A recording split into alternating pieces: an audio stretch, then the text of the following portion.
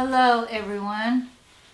This video is what to expect when you have a liver transplant part 2. If you have not seen my first video on what to expect on a liver transplant, please go visit that before you watch this video. Let's see, we are going to be talking about the insurance and the FLMA.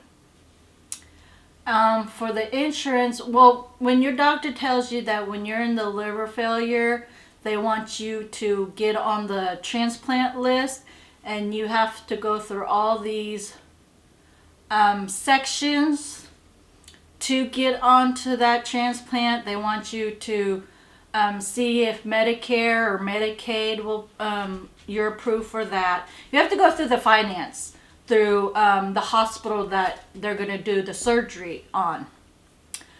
You have to be on apply for Medicaid, and then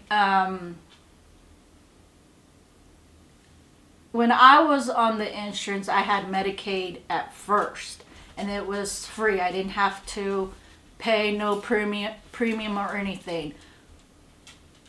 But once I was on the transplant list and I was getting everything going for like maybe a year, I was on Medicaid, and then they changed the premium on me to where I went from $0 to $850 monthly for me to be on it. And I couldn't afford that every month because I was on disability because of the liver failure. And then they had to take me off of the transplant list because I couldn't be on that insurance. So I waited 2 more years, but I was still going to my transplant, my liver transplant doctor, but I wasn't on the list. So I waited 2 years, and then finally my Medicare kicked in. But then I had to go and get a secondary supplement insurance because they put me back on my transplant list, but I had to start all over again from the bottom and go on up. So I got my secondary supplement insurance. Then they put me back on the transplant list. I had to do all these tests and procedures to see where my MEL scores are, and whatever the score is where they're going to put you on the list. At first mine was at 15, and then they waited a while, and then it dropped to 13, and then it dropped to 11.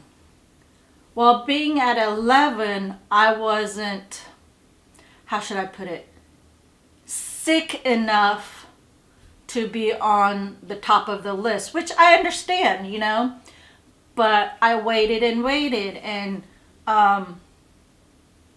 it was a waiting game. And finally, when I got that call 7 years later, they told me I can take it or leave it. It's kind of like a deal or no deal.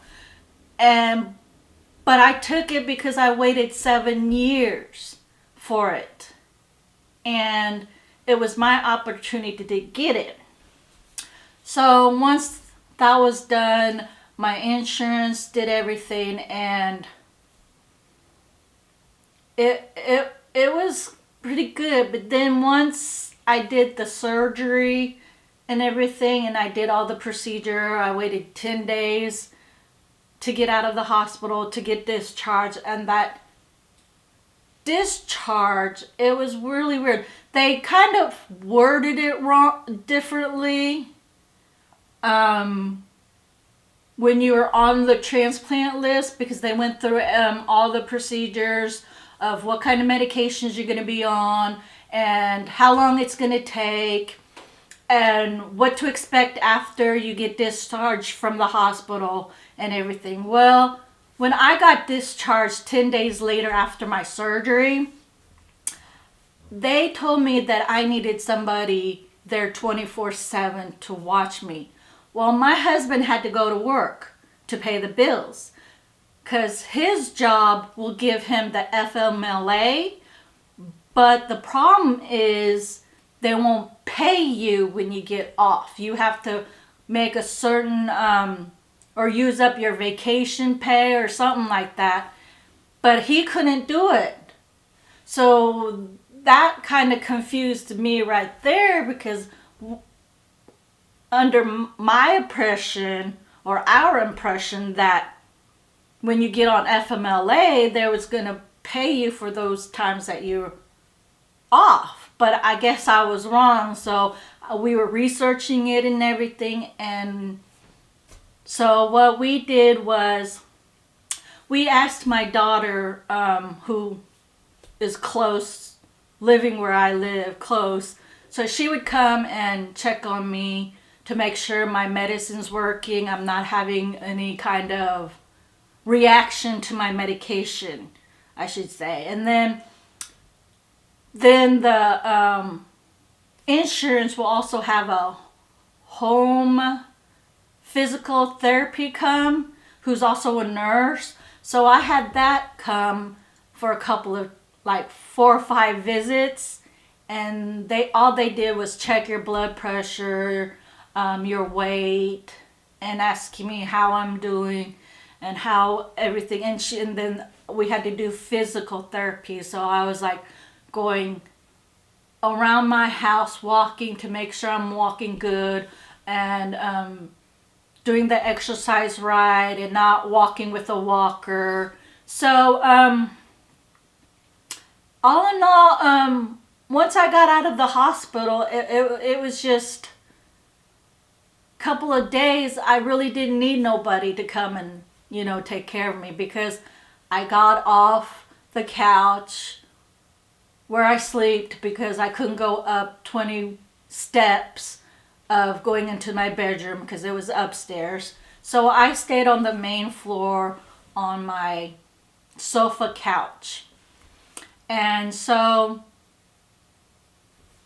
2 days after I got out of the hospital, I could get up, get my own medicine, make my own food, and go use the restroom on my own. I really didn't need nobody to come and help me. But to be on the safe side, my daughter came and visited me and took care of me to make sure I took my medicine.